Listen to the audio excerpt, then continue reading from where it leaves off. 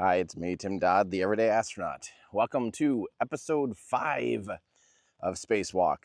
We got some good questions today. We're gonna be talking about some things like Starliner's launch and kind of talking about valves. Actually, now that I think about it, there's a common theme in every one of these 3 questions that I picked out today, and they're all to do with pressure, kind of pressure differentials and valves and pressurizing things, basically. So kind of talking about how to relight and or light a Raptor and or Merlin. Also talking about how Starship's going to refuel and talking about the chattery valve on a Starliner. So, well, technically actually on the Atlas V. So that being said, let's get started.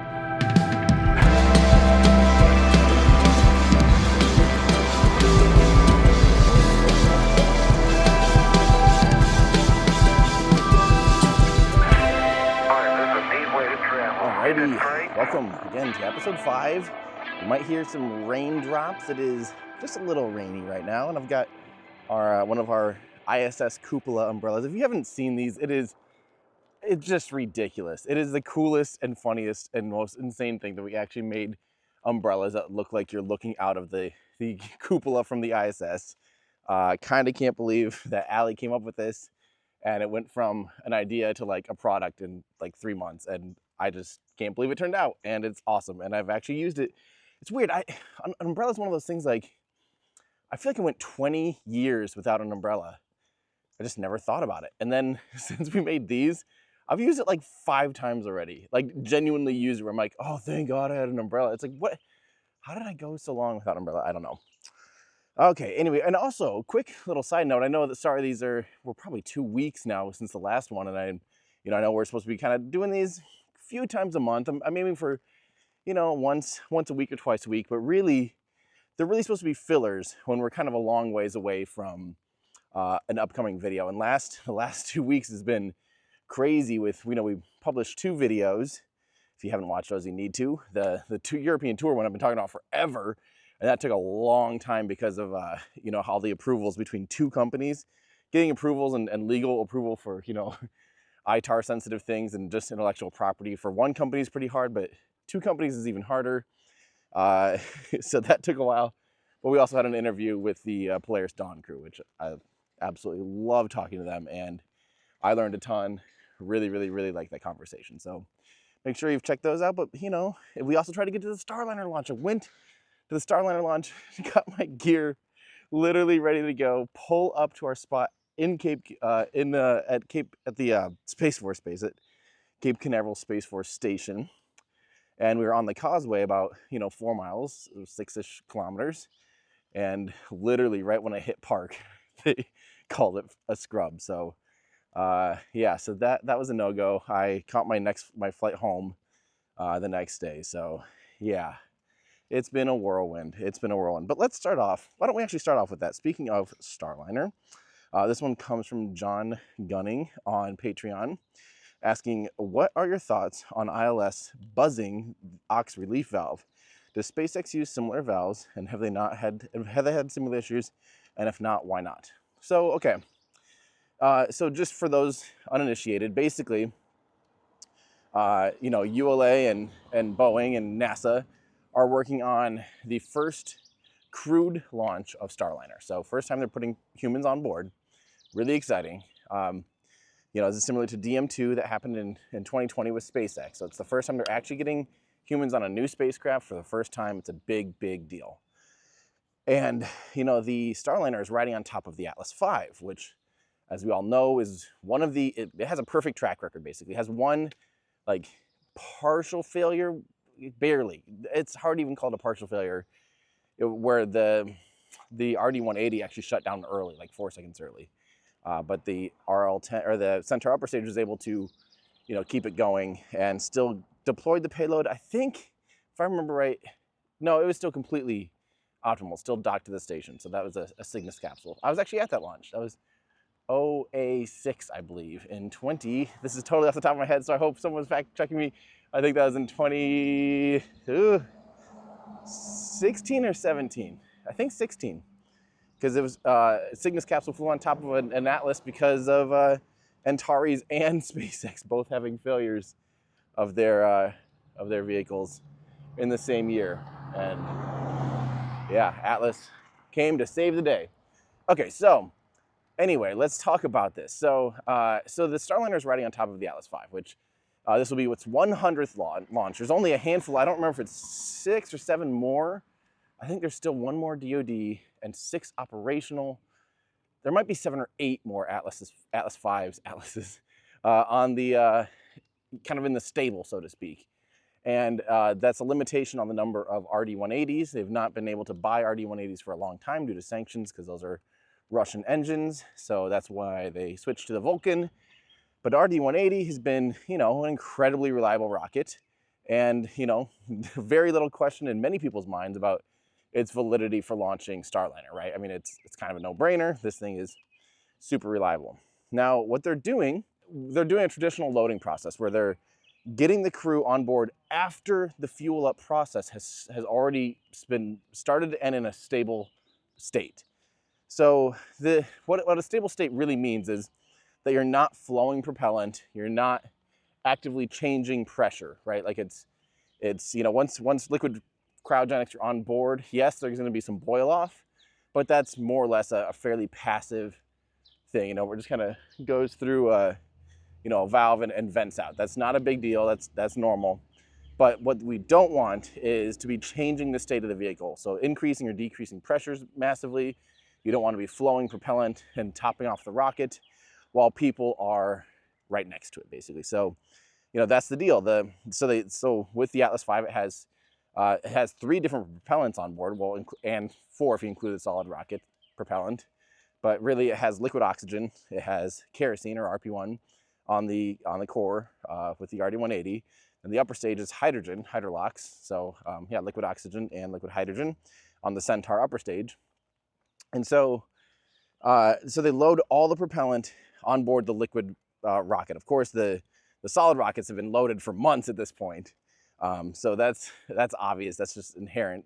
And but the vehicle's topped off and ready to go, more or less ready to go. Not flight pressures, not quite like totally done, but like loaded and ready to have people back on the launch pad again. And this is the way the space shuttle was done. This is the way the Saturn V was done. This is the way it's always kind of been done. Honestly, has been this way. So what's happening is during this state, the rocket needs to be able to maintain pressure, and it needs to be able to. So obviously, as things like liquid oxygen, liquid helium boil off, as it warms up, that liquid turns into a gas that expands and it needs to be vented. Now, if you have a valve that's not quite giving you the right numbers and it's not quite keeping up with those demands, that could be really bad.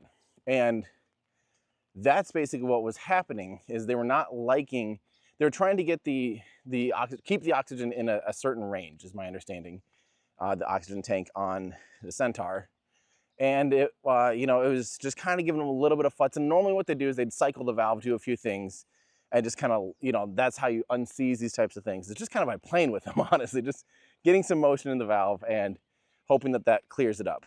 But unfortunately, for the safety of not only the astronauts, but also the ground crew who's helping to load them into the vehicle, they've decided that, hey, during load-in procedures and until the abort system's armed, we're not going to be doing any tweaks, that would change the state of the rocket at all. So we're not going to fiddle with it at all. And to me, this might become, it brings into question. I'm not questioning, I'm not sitting here going, this will never work, obviously. Of course this will work. But I'm just realizing if they can't even do anything while the crew is before they're ready to launch, it's just kind of shocking. I feel like they fiddle with them almost every launch, every Delta IV, every Atlas V, everything. They're like, hold on, we're cycling these valves, and you just hear them over, because ULA shares a lot of their comm chatter. So, it's just really interesting to me that, you have this opportunity where I'm just curious. This is not what they normally do. Normally, they fiddle with it, and they get the rocket, they warm it up, they massage it into a state where it's ready for launch. And if they can't be doing that for the 2 hours that they're loading and preparing astronauts before they're ready to totally pressurize for flight, this is going to be hard. It's going to be really hard. I feel like this might become a really scrubby situation. Now, I wouldn't be surprised if the next time they go out there and they just nail it, but But it could also be a thing where like, this is just the normal for this vehicle, and this system is, well, we can't fiddle with it, so it's we're gonna have to scrub and check it out and roll it back and stuff. This could be not ideal. And now what SpaceX does the things completely opposite. And at the time, it was fairly heavily criticized, or at least questioned. It was at least questioned quite a bit. The idea was, let's get the astronauts in the capsule, buckle them up, get them totally ready to go, and then we'll load in propellant. So that, I guess that's the load and go idea. It's like you're totally situated. But the important distinction here is, by the time they load propellant, the ground crew is gone, the capsule's sealed, and they arm the abort system on Dragon. So to me, okay, in my head, this is smart. You're never, ever exposing any humans to a highly pressurized system. We're not just talking about the tanks and the propellant tanks. We're also talking about COPVs, composite overwrapped pressure vessels, that have, 8,000 PSI or whatever it is in them. Like, it's just ludicrous amounts of pressure in some of these systems. And, the fact that it's not likely to do any rupturing or anything while it's on the ground, and while it's, at a steady state like that, like it's quite safe. But there's still a risk, it just kind of seems, now the way that SpaceX is doing it seems to me to be the right way, and the other way seems backwards, despite SpaceX kind of doing things what's traditionally backwards. So basically, and the other thing is, like, the Falcon 9 flies so freaking much now. They have just worked out every single little bug, and most likely these valves are built in-house or some derivative of another valve that they've bought, and they've worked out these kind of issues so long ago that they're able to just fly these things with almost, yes, maybe one in every 20 launches you might hear of some little mechanical thing, but almost every launch, if it ever gets scrubbed, it's because of weather. I'd actually like to see those stats.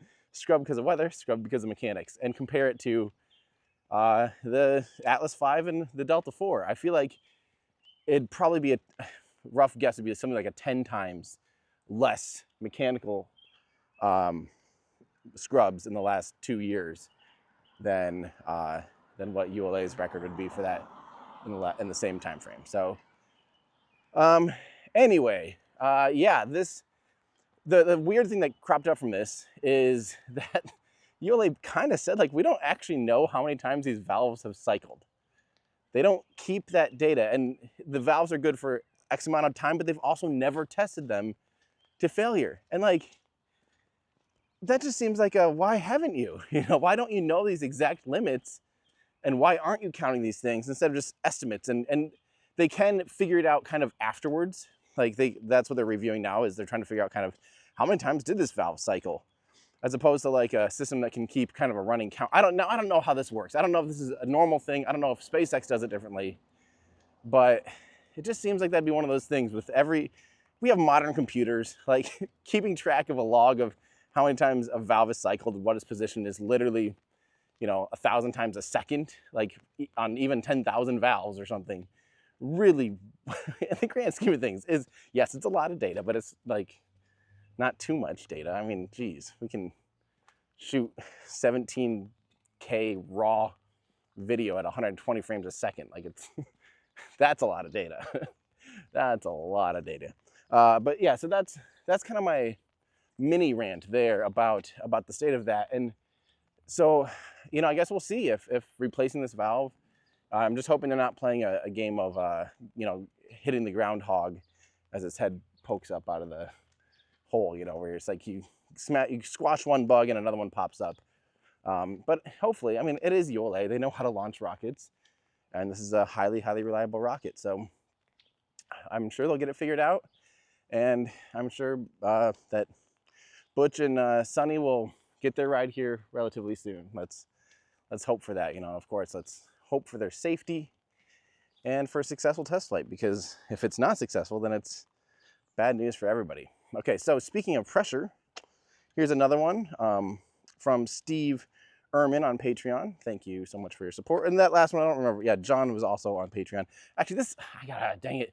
On this episode, I did just pull all from Patreon. I didn't find any on Twitter or X or whatever. I frankly forgot. I was just in a hurry to to get out there and get my day going. So, so this one is, I'm curious / concerned about how Starship will refuel starships. Or maybe that's supposed to be how SpaceX is going to refuel starships. Given what I've learned, what I've heard, sounds like either filling equilibrium will be reached when the two starships have equal amounts in their tanks, or the filling starship must warm its remaining propellants in order to move them into a higher pressure on the refueling starship. So, if so, can the receiving starship somehow re-chill the propellants it has received? Okay, so this is a great question. So again, talking about, we're talking about how when liquid boils off, it becomes a gas and it becomes hot and it expands and it phase changes and it needs to be vented. So what you can do is actually quite simple. So they're kind of constantly venting vehicles, right? To some degree, because you're always going to have some boil off, especially, especially here in the atmosphere. Like no matter what, that cryogenic propellant's going to boil off. There's things you can do in space to mitigate that a lot, because you can have it in a vacuum sealed propellant tank, or you can have, you can have like a sunshade. There's things you can do to actually prevent the cryogenic propellant from even receiving any heat kind of in the first place. And so, okay, the point being, so more or less, rockets are kind of always venting to some degree, like a decent amount.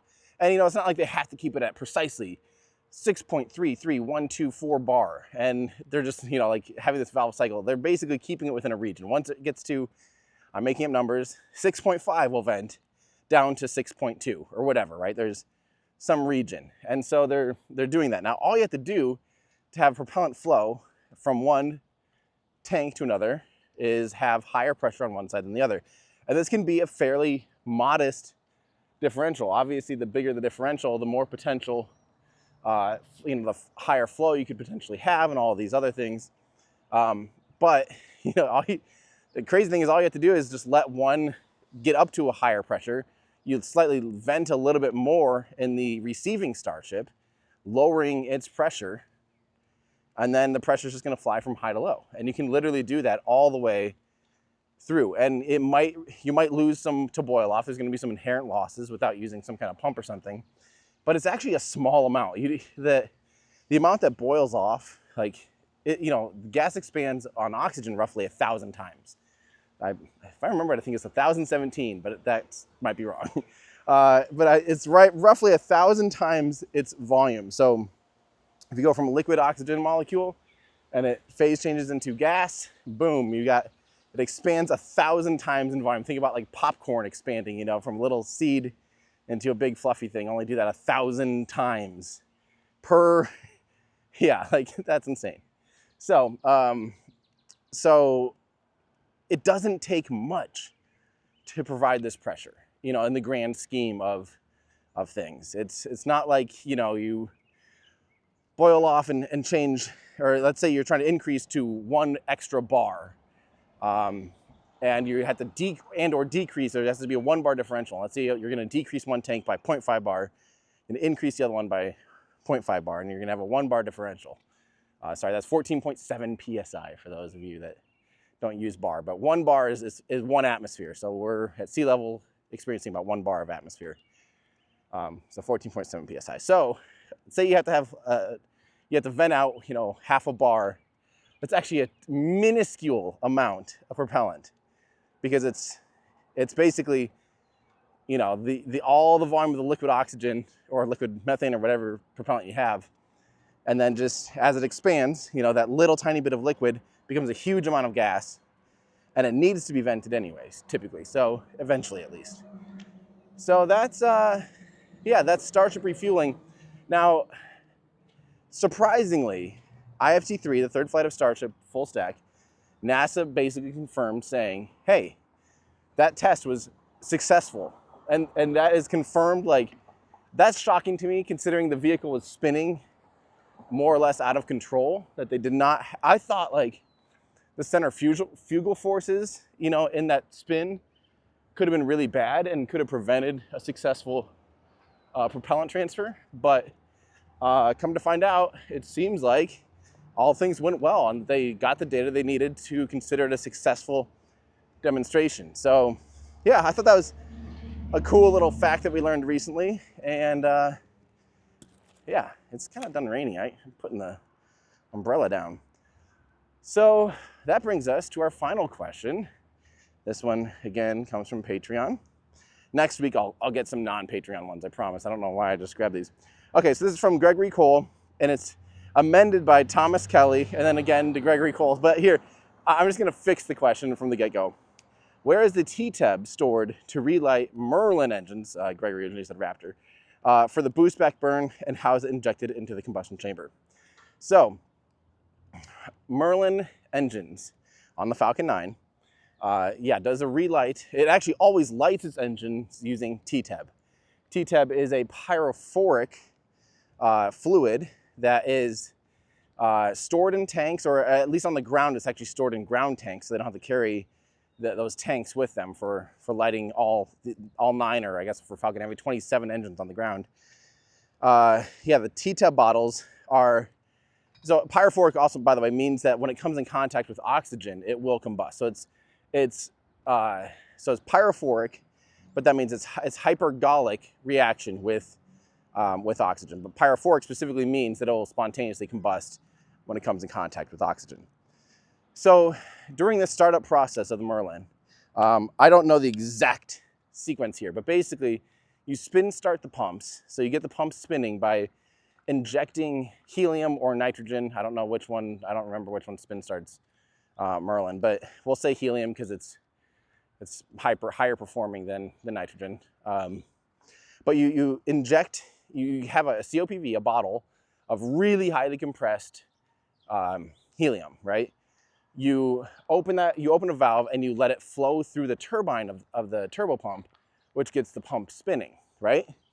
And then once the pumps are spinning, you open the main valves and you let the propellants, in this case RP1 and liquid oxygen, you let those flow through the pumps and into the combustion chamber. Now what they do instead during startup, you basically get the pumps flowing anyway. You start flowing, I believe probably oxygen, maybe they can be roughly at the same time. I'm sure there's a precise starting sequence, whether or not it's oxygen first or the TEA-TEB, but they get the pumps flowing using compressed air, and then they open up a valve, let oxygen flow into the combustion chamber. They also then have to open a valve for the TEA-TEB canisters, but the TEA-TEB is pressure fed. So it's not running off of a pump. It needs to have a high pressure bottle of nitrogen or helium pushing air against the liquid, keeping the bottle at high pressure. Because otherwise, if you start draining a bottle like that, you'll run out of pressure. And yeah, so you have to have a secondary, a pressurant tank as you're draining your TEA-TEB to be able to keep that high pressure in the TEA-TEB canister. Comes from an even higher pressure, helium or nitrogen bottle. And that will backfill as the TEA-TEB drains. But then that basically is what pushes the TEA-TEB into the combustion chamber, and it has to be higher pressure than the ambient pressure inside the combustion chamber. So especially during the landing burn, most likely, an entry burn, there might be some higher pressure because those engines are facing the airstream. So the engines are kind of they're scooping up some air, compressing it, and it's actually being compressed inside the combustion chamber. Now, I don't know the numbers on that. I'm guessing it's actually not as high as you might think. In my head, it's like, I remember originally guessing like, oh man, I'll bet it's like, increases at 5 or 10 bar because it's going supersonic and all that air scoops in there, but I bet it's actually fairly minuscule. I don't know the number. Obviously, somebody does. But I'll make up a number. Let's say it's 2 or 3 bar. Then that means that you have to inject that TEA-TEB higher than that. So 4 or 5 bar. You typically want at least a 20% margin, but we'll just say, we'll say 50% more, whatever. So that's kind of the limit there for that vehicle is, sorry, and some traffic going. That's kind of the limit for that system, is that the bottle that pressurizes the TEA-TEB needs to be high enough and have enough stored compressed air, basically, to push TEA-TEB into the combustion chamber at a higher pressure than the incoming air, and to kind of match the pressure of the incoming oxygen. So obviously you don't want to power your rocket with a pressure-fed system because those bottles are very heavy, And it's just not, you know, it's great for things like this where it's really simple. You open a valve and let it rip. Or in the case of TEA-TEB, you technically open two valves. You open the TEA-TEB valve and the pressure valve. And then you more or less just, you know, let it rip. So yeah, so I have a whole video about this, you know, how do you start a rocket engine as well as how do you power a rocket engine? And these two things will kind of play hand in hand. So if you haven't seen those two videos, and then why don't rocket engines melt? I feel like those are the three most like the whole meat and potatoes of everything rocket engines. So if you haven't seen those, definitely watch all three of them. I promise you will learn something, because I learned actually a ton making those videos, and I just had those are some quintessential videos that I think can get you up to speed on those things. So yeah, those are the questions for this episode. But I'm working on, okay, so I am curious if you're still listening at this point. I would like to hear your thoughts on this. So I had a bunch of people send me clips of Bart Sibrel, the OG moon landing conspiracy theorist. Got 3 hours of airtime on Joe Rogan podcast. Now, I've normally just ignored all this stuff. As you know, I've never once posted a video debunking the moon landing conspiracy or anything, because I really just don't feel like it's either preaching to the choir, talking to you guys, or it's feeding the trolls. You know, it's not really going to do anything. However, when someone like this gets onto a mainstream show that gets millions and we're talking probably 5 or 10 million people heard that dribble, right? Heard this guy for 3 hours making up stuff. Those are new people that now are potentially new people that are now sitting there going, yeah, wait, that is weird, huh? What's the deal with that? And literally, like, if myself or someone, you know, one of us was sitting there, we'd literally just like, be like, oh, here's why. Like, everything he said, I didn't even have to like look up. It's like, well, yeah, of course Apollo 17 had a robotic camera that tilted up at liftoff. No one was there on the moon filming it. Like, it was a robotic camera. It was mounted to the lunar excursion vehicle, and they tried it on 15, but 15 had a gear failure, so they couldn't tilt up, and they did it on 16, but misjudged the distance and the timing, and it didn't quite get a nice clean liftoff like they were hoping. So yeah, of course Apollo 17 looks like someone filmed it. It's because it took 3 tries, and all 3 of those tries were really cool. Cool iterative process. You know, stuff like that. So it just kind of got me boiling, and I'm like, I'm going to try to get on that show, and I'm going to go literally sentence by sentence and have answers to every single thing he said. And frankly, from my opinion, you know, Joe Rogan had been a moon landing conspiracy theorist, or, you know, a moon landing denier, got reversed and now thinks it happened, but he still thinks some things are quote unquote fishy. And I want to put those to rest. I want to make it so Joe Rogan is just like, that makes sense. Oh, well, of course, duh. Why didn't we think of that? So some of the things that I'm doing, I have bought first edition books of like von Braun's book that he wrote in 1952. Bought first edition, who was it? Michael Collins' book, where there's what are claimed by flat earthers, or not flat earthers, moon conspiracy theorists, that it's, you know, photoshopped photos. So I grabbed that.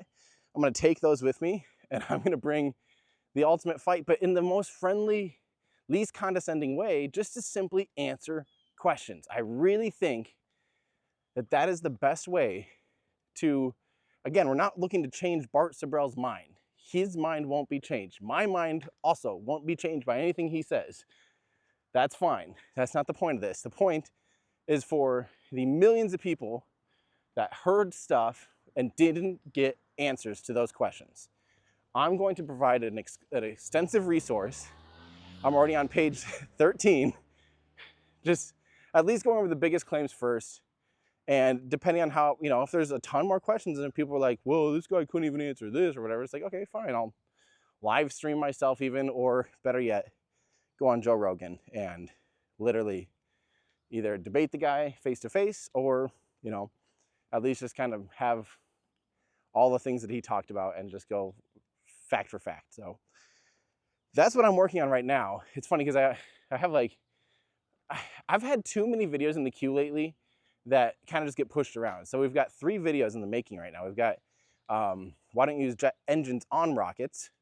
We've got a video about IFT4 and what's new and different with that system versus the 3rd flight. So new with flight 3 versus flight 4. And then this moon landing video. So lots of stuff coming out. I'm in my groove. I am working a lot and I love it. I'm just sitting there just reading and writing, and it's feels good. I actually really enjoy this. So I'm going to take the energy of trying to put this man in his place and help answer some questions. I'm going to use that energy for some awesome video. So yeah, that's everything, my friends. That's everything where we're at. Again, sorry, next week I'll be sure and pull something just from X or Instagram or wherever I see it. And typically when I see a good question, I just screenshot it and put it in a folder. And then, but this time I was so busy the last week or 2 that I just literally hopped on Patreon and just grabbed some of those. So I'll look for the non-ones, but if you do want to support the work that myself and our members of our team does, really appreciate all those Patreon supporters. So patreon.com/everydayastronaut. And that's where I tend to go first for these answers or questions. So if you want your questions answered, Patreon's a great way to do it. And also just a great way to get early access to other things. So you guys probably saw a ton of stuff before it came public. So there you are. All right. Thank you for joining me on this spacewalk. That's going to do it for me. I'm Tim Dodd, the Everyday Astronaut. We'll see you guys next time.